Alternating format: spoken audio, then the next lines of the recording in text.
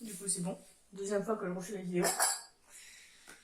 Bon, hey tout le monde, bienvenue sur cette nouvelle vidéo où on va parler de comment bien acheter son matériel d'occasion. Donc, qu'est-ce qu'il y a à voir quand on achète son matériel d'occasion? J'ai mon œil qui me refait mal, ça m'énerve. Donc, il faut savoir aussi une chose, qu'il y a du matériel qu'on ne peut pas forcément acheter d'occasion. C'est vrai qu'il y a des parents qui, par exemple pour leur enfant, qui veut débuter, qui veut faire du poney, bonjour croquette, bonjour croquette, croquette, coucou. Des parents dont leur enfant veut faire du poney, bon on sait pas trop s'il va aimer ou pas, on va acheter des trucs d'occasion. Il y a une chose, pour moi, une chose primordiale, nécessaire à ne surtout pas acheter d'occasion. La bombe d'équitation. Même si vous connaissez la personne, même si elle vous affirme qu'elle n'a fait aucune chute, il est toujours primordial d'acheter son matériel.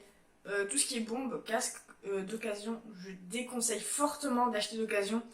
Toutes mes bombes que je mets, j'en ai que j'ai pris d'occasion, mais qui, attention, me dépannent quand j'ai décidé de faire une séance tranquille.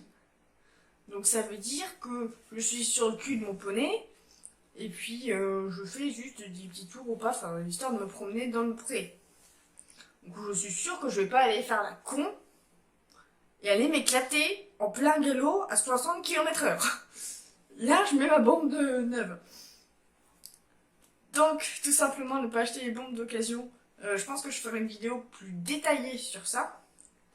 Tout simplement parce que même s'il n'y a pas de rayures, et j'ai vu ça sur les casques de scooter et de moto, même s'il n'y a pas de rayures, la mousse à l'intérieur, je vais essayer de trouver une photo pour la mettre là, la mousse à l'intérieur est déformée et donc ne vous protège plus comme il faut. Donc quand je vois qu'ils m'ont dit « Ah oui, mais j'ai fait que 3-4 chutes, et à la 4e j'en ai fait une assez violente, et du coup maintenant j'ai un trauma crânien. » Bah ouais, normal, quand tu fais une chute violente, faut changer la bombe. Bon, je fais pas un exemple sur ça, mais bon, tant pis.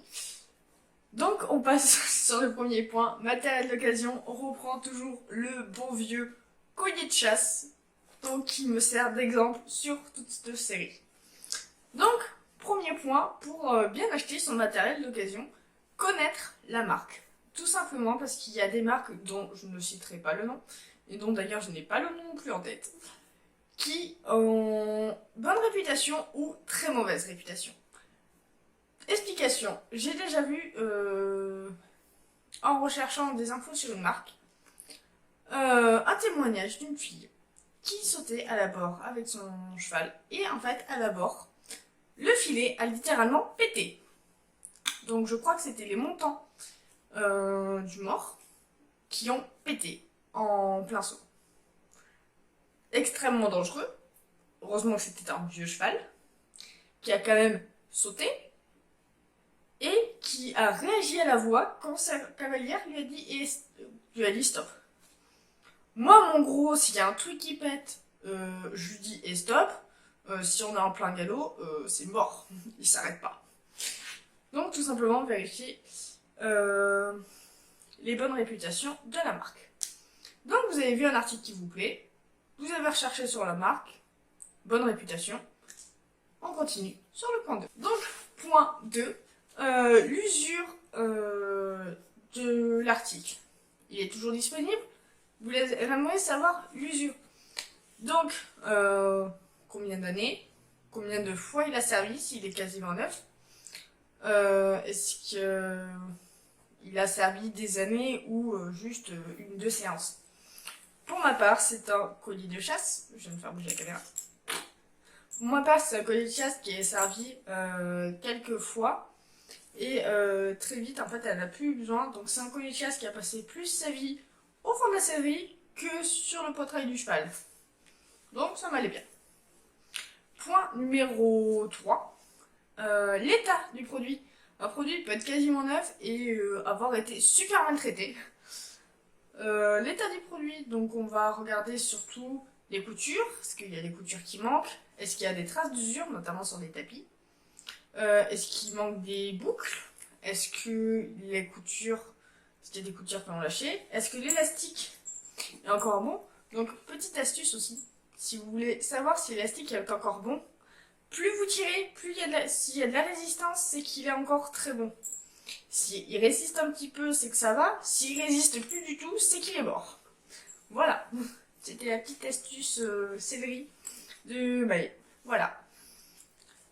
Ce qui manque des pressions, par exemple, j'avais acheté une paire de guêtres où en fait il me manquait juste une pression. Donc je l'ai eu pour genre 6 fois moins cher que le prix neuf.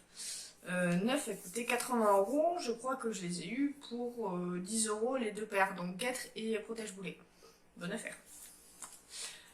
Ce qui nous fait passer sur le point numéro 4. L'utilisation. Putain, il est vraiment dégueulasse par contre le collier.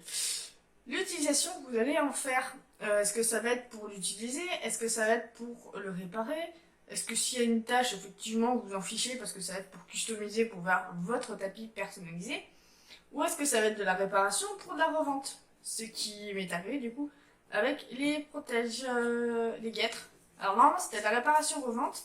Et en fait il faut juste que je réessaye sur Echo. Parce que je ne sais pas, je sais que sur Beduino ça ne lui allait pas, les guêtres étaient trop petites. Et sur Beduino il faut que je réessaye, je crois que les protège-boulets allaient. Mais j'avais pas les guêtres ce jour-là. Donc quitte à voir si les guêtres ne vont pas, je revendrai les protège-boulets avec.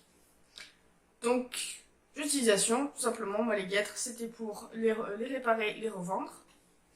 Le collier de chasse c'était juste pour utiliser. Donc il est en bon état, super. Les guêtres il manquait un truc, donc du coup elle me l'a vendu bien moins cher. C'est pour de la réparation ou revente, donc nickel. On passe sur le point numéro 5. Oui, si j'oublie le point numéro 5. Trouver un accord sur le prix. Pour moi, j'ai voulu le mettre là-dedans pour qu'on soit bien d'accord. Je vois souvent beaucoup l'effet Vinted, ce qu'on appelle, donc c'est négocier les prix. Ok, on peut négocier des prix. Pour moi, pour un matériel purement d'occasion, donc qui a servi quand même pas mal de fois, le prix ne doit pas dépasser la moitié du prix neuf. Si c'est du matériel qui est quasiment neuf, il peut dépasser, il doit pas dépasser de 70% du prix neuf. Par exemple, quelque chose qui vaut 10 €, oui, par exemple le collier de chasse, on va dire qu'il coûte 10 €. Si c'est de l'occasion pure, donc qui a servi quand même pas mal de fois, pour moi ça ne doit pas dépasser les 5 €. 5-6 € max.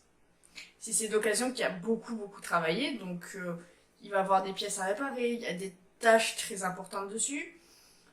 Faut pas que ça dépasse les 5 €, voire moins. Par exemple, 4 €, 4,50 €. Si c'est du quasiment neuf, là par exemple, je vais pouvoir mettre jusqu'à 8 € dessus. Donc voilà. Faut négocier, mais apprendre à juger et trouver surtout un accord avec le vendeur. Donc là pour moi, je l'ai acheté, ce petit collier, 5 €. C'était de l'occasion quand même.